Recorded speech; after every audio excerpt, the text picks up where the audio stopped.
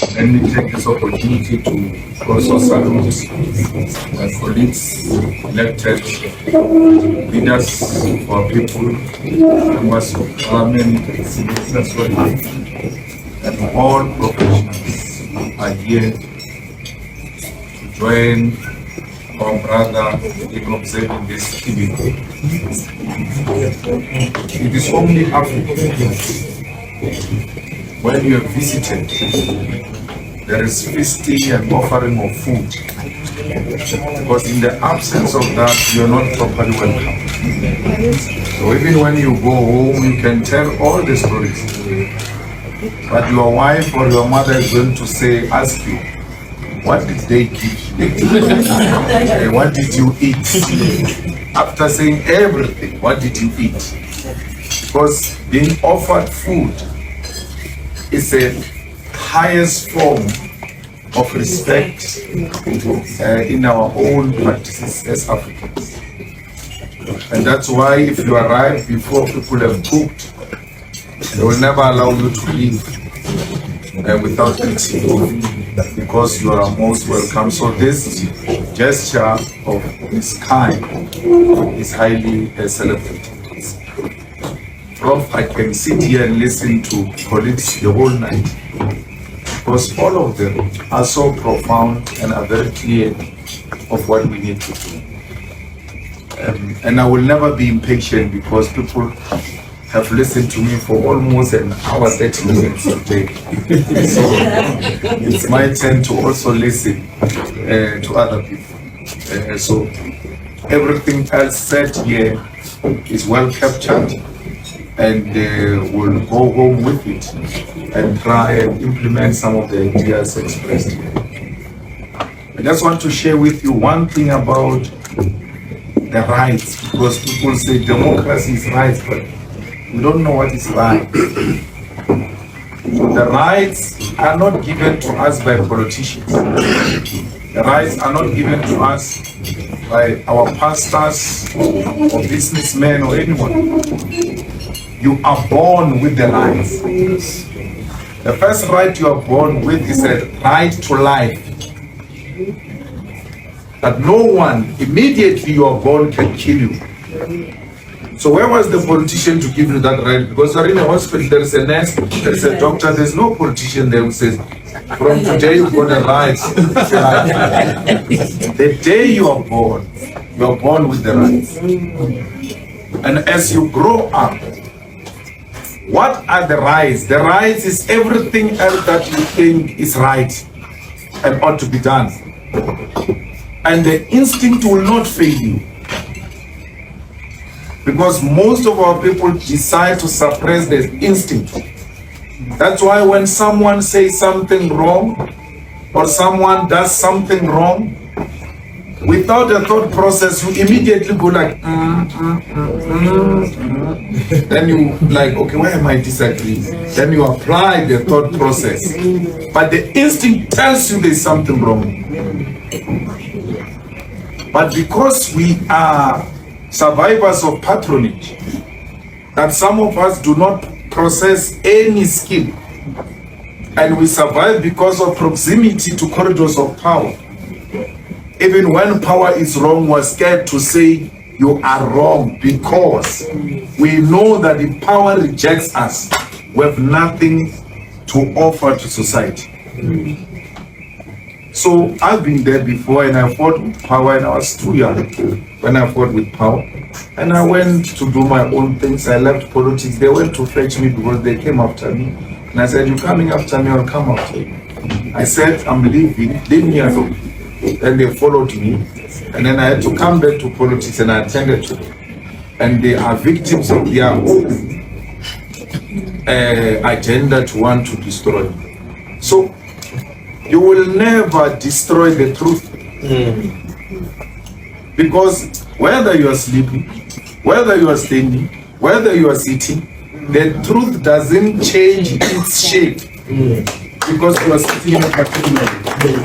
So it doesn't matter. Always be on the side, the good side. So the fellow fighter here gave me a beret, says I said something wrong about Raila Odinga. Because he never took time to listen to me. So he listens to the papers and the radios and the soundbites.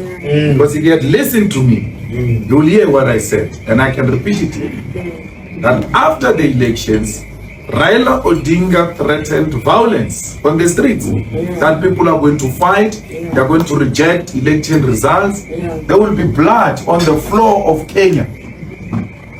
No one, even when you are robbed like my brother there, even when you are robbed literally daylight, you have no right to cause violence in the African communities, because it's going to be black on black violence. Why are you concerned? Let them, with the assistance of imperialism and colonialism, steal the elections, do what they want to do. Their conscience, not consciousness, their conscience, as they sleep in the palace, in the presidential guest house, their conscience will tell them they will not war.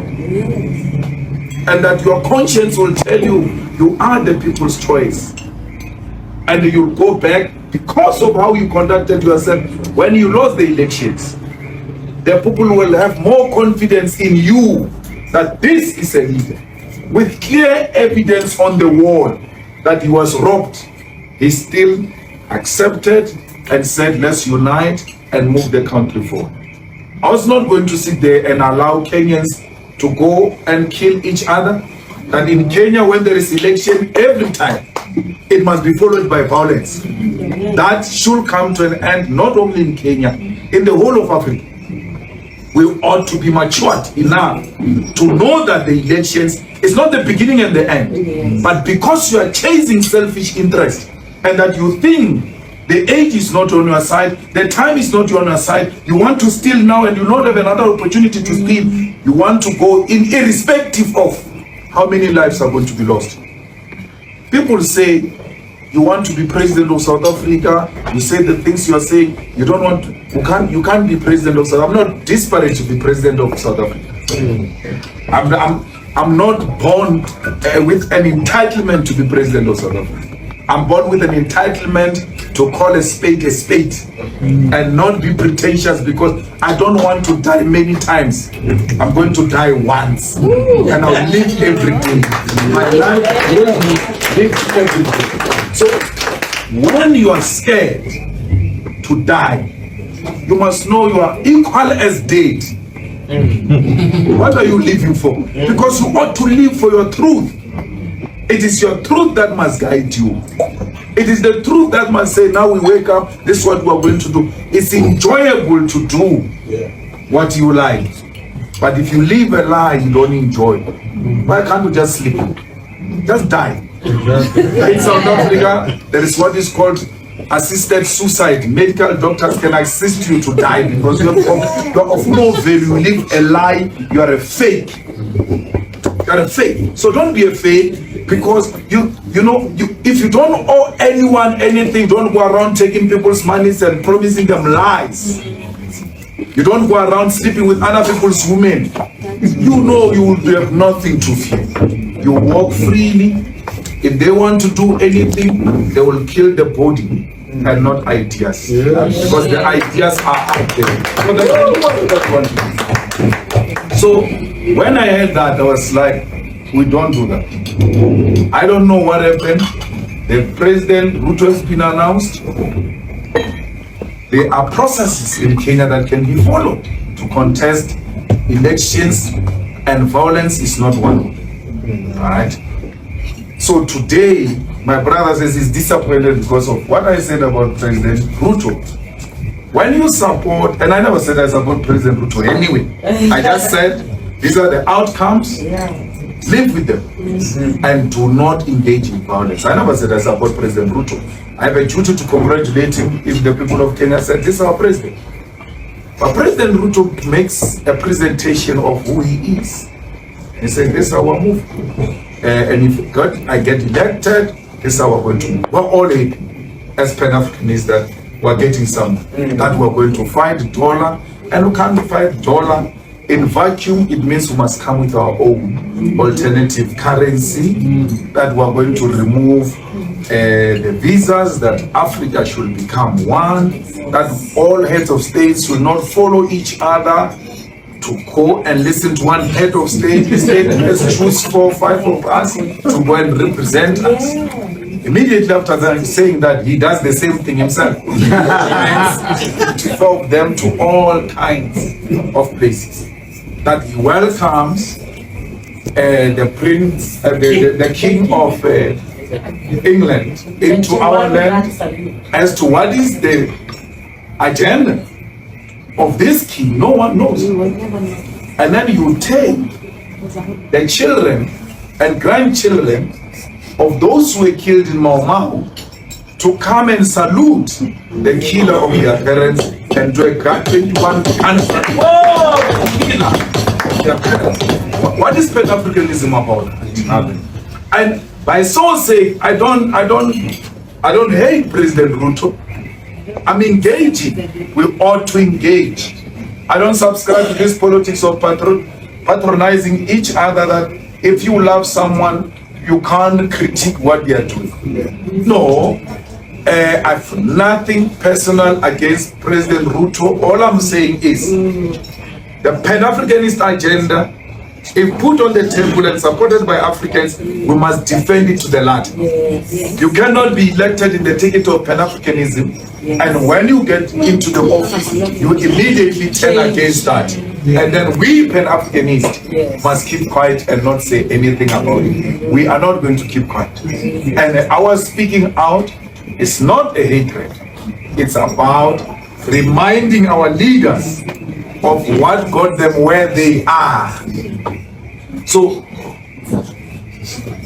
political consciousness, if you become aloof and stay in a state house, and you lose constant interaction with ordinary people on the ground and your constituents, when that political consciousness leaves you, by the way, political consciousness is a very rude visitor. When it leaves, it doesn't say goodbye. You just wake up the following day, you will say other things. What happened now? But you are not aware that the political consciousness has escaped you. You start saying other things that are actually untrue. So we live in a country and in a continent in the world where social media is the thing. Where someone says, because you said this about Ruto, now you are changing because you said that about Odinga. No, it's the principle. It doesn't matter. We cannot go into violence in the name of President Odinga losing elections. He ought to be the first one himself to condemn it and say, not in my name. Yes. And we cannot have a president that is elected on the ticket of Pan-Africanism, bringing in here the anti-Pan-Africanist. The people who committed genocide in Africa, the people who continue to divide ourselves. There is no tribalism. These are the things that these people have instilled on us. You know, in South Africa, the president of South Africa comes from the smallest tribe called Venda. The smallest. He got elected president of South Africa. Why? If you are tribalist, we were supposed to be tribalist ourselves because we are one thing. There is someone who benefits out of this, who keeps on fueling it. No. You are the majority. No. You vote. No. Don't allow. There is someone who's fueling the division amongst our people. Because we are never tribalists. These people, the Maasai will tell you, travel all over the continent. Everywhere they passed in the earlier primitive society, they were never asked if they see a house and then they go in there. They were never asked, what tribe are you? Yes. We never asked each other those things. Anyone who visited our home at night, whereas a woman was going to be provided a place to sleep and be provided food, and the following day in the morning she continues a journey. Because we did not have cars, we did not have the means of transport. We walked and rested in every house we saw. We never rested in a house of a Maasai because I'm a Maasai. Yes. As long as there is humanity, I know I'll be safe. I'm not going to sleep with lions. That's how we were created. And someone comes and instills, and it doesn't mean these tribes didn't exist, but they never constituted who we are. Yes. We were always respected humanity. We survived through hunting, we survived through gathering, through different seasons, we survived through fishing, and we lived our life peacefully. So anyone who keeps on reminding us about the tribes and about which one is big and which one is small, that person is continuing the colonialist and imperialist agenda of divide and rule. We must never, and I've learned today, I'm sitting there, prof, I'm listening. People pride themselves that there are so many political parties in Kenya, and these parties are formed on faces of individuals. It's actually an individual, it's not a party. And I'm like, but we ought to represent something. We ought to represent something, and if we represent something, then we will come together and form a party. And as to who leads, it doesn't matter, because the ideas that we stand for will be represented by that particular individual. But if we suffer from personal desire, uncontrollable personal desire for power, will never affiliate to any other formation which is not led by myself. And through all of these divisions, Kenya will never come all right. Where there is no unity, you can forget. Nyerere spoke about it, that the future of this continent, if it's based on tribalism, it is bound to fail. This continent, it will never succeed. So I don't remember which tribe am I don't even know that. I always listen to ideas. Is this idea a good idea? Can we follow it? But beneficiaries, and the poorest tried that in South Africa, by the way. They created what they called Bantustan. And then they were saying Zulus there, the Pedis there, the Tongas there, the Vendas there, Xhosas there. They divided us by law and said we can't visit each other, and even created a passport and created borders in South Africa. When you have to visit another tribe, you ought to produce a passport. But we were able to emerge in 1994 and create one state. One of the problems which was a headache after 1994 was, how do we bring all these tribalistic states together? Because everybody has got a position in that tribalistic state. I'm a president of Venda, I'm a president of Ciskai. How all of them were brought together by Nelson Mandela, conscientized them, politicized them, that through these divisions, these people are going to rise. We must come together, first as the oppressed, not as tribes, and then take our country, and we can sort out all this problem. President Mandela, though I don't agree with him then and now, wanted this president to be the president of the ANC in the 90s. And his argument was that President Mbeki is Xhosa and Mandela is Xhosa, and therefore we can't have a Xhosa president leaving, succeeded by another Xhosa. So we need a different tribe so that we dilute this Xhosa Nostra. At that time, our elders had wisdom. They said, no, we need Mbeki.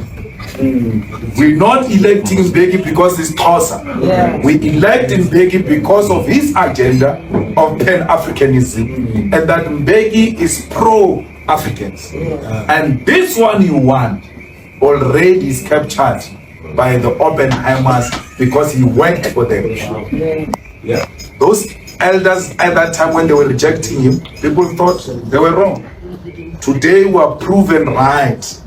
The man, everything white, he worships, he loves it, he does everything for it. All the presidents that came before him, if there were 100 multi-millionaires in South Africa, under all those presidents, he has undone all of that work. There will be 10 millionaires if we are lucky to find them. Black millionaires. There will be 10 multi-millionaires in South Africa. 10 if we are lucky to find them under his leadership. When he took over our country, white people took out all blacks who were in their companies and said, we don't need you now. We've got the president under our pocket. As a result, it's very rare to find a black man with money, and any black man with money, they go after him. They destroy that person completely. We are 97% population of Africans in South Africa, but own 4% of the land. And the less than 8% of the population owns 86% of the land, of the mines, of the banks, of the monopoly industries, and anything that reflects wealth.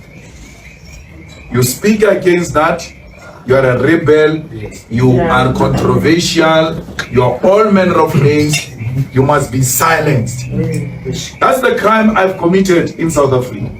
And I didn't do anything, I just said, but the economy of South Africa must reflect the demographics of South Africa. If there are so many Africans, that same percentage must be found in the land, in the banks, in the mines, in everything. That why is the economy not looking like the parliament of South Africa? Because in parliament you've got these minorities, they are there, these whites, but they are not more than this majority. But when it comes to the economy, it's something opposite. That truth, they don't want to hear. No one wants to listen to that truth. My last point is on Palestine. Palestinians are what the Mau Maus were. If you are a descendant of the Mau Maus and you know what the Mau Maus have gone through, you won't fold your hands and allow what is happening to Palestinians. The people occupy their land and then expand. When you speak, you are a terrorist. We were called that ourselves in our own country. We know it. Where at night we sleeping like this, so young, male police walk into our houses, strip naked our parents, our mothers in front of us. And when you see mothers being chased out of houses in Gaza, carrying their children, those memories come back. That this is what we survived. And if we survived this, with the help of the international community, ambassador, with the help that you engaged in, if we are here today having survived that, it means the Palestinians can also survive it. They don't need anything. They just need us to stand up and say, you cannot destroy humanity in front of our eyes. Doesn't matter the difference. Now, my brother President Ruto, with the young parliamentarians who's supposed to speak truth to power. Because young parliamentarians must never be scared of anything. Even if they deal with you now, you've got time on your side. You are right to They don't have time anyway. They are going. Leave them. Agenda 20 Africa, Agenda 2060. You will just look at them like, where will they be? Who will be there? But you cannot have a president who says, "I'm with Israel." No. And then, as a young parliamentarian, you say, "What do you mean by that? That you are with people who bomb hospitals?"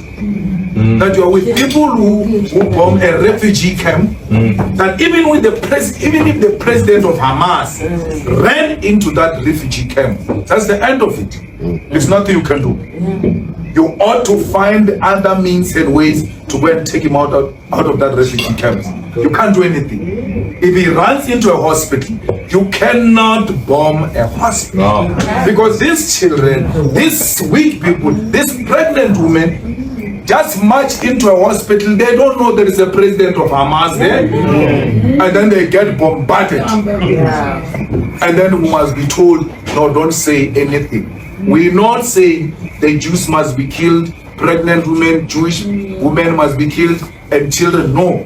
Our problem is with the state of Israel. Yes. That is a clear and even the extreme of what we have experienced in South Africa. So here you have a president that you love so much, and then say something like that, and you don't say, but Chief, you are even now in a much more better position. You have a right not to say anything. Or you can say something that no one can hear. And then that thing is called diplomatic language. You can just stand up and speak, and when you finish, no one hears what you say. But for you, a Pan-Africanist, to stand up and say, I'm with Israel. When you are, to be a Pan-Africanist means you are on the side of the oppressed. Because Pan-Africanism is necessitated by the oppression that Africans suffer in the diaspora, here in the continent, and in all our countries, everywhere else where they are found. One comrade was telling me when they were in China, a Chinese child just came to me and said, why are you dating? Why are you dating? Because they're like, that's how we're being viewed. As dirty, as inferior, as people who have got no capacity to contribute anything. Right? So where people are treated like the same way you are treated, your revolutionary consciousness must kick in. That human beings must never be treated this way. Because we've been treated like that. And someone said I was attacking President Ruto, and I'm like, I'm not attacking him, I disagree with him on Palestinian question. I disagree, and vehemently I disagree with it. President Ruto's stance cannot be the same stance as that old man of America who can't even walk. Who has that amnesia, he forgets the door he used to come in. When he goes out, he doesn't know which door he used to go to come in. And then Ruto speaks and Biden speaks, you can't hear the difference. There ought to be a difference between Biden and Ruto. That the president of the dejected and the rejected masses of our people is now speaking. He can love all these Jewish friends. We've got Jewish friends ourselves. My lawyers are Jewish. And I tell them on their face that I do not agree with what Palestine is doing. I mean, with what Israel is doing to Palestine. And if they want to walk away, they are free. But I'm not going to allow a situation where I must be patronized because I must not speak for the Palestinians because Palestinians cannot do anything. My last point is that the Palestinian question is guided by the principle of help those who cannot do anything for you if the help is genuine. Thank you very much. Thank you.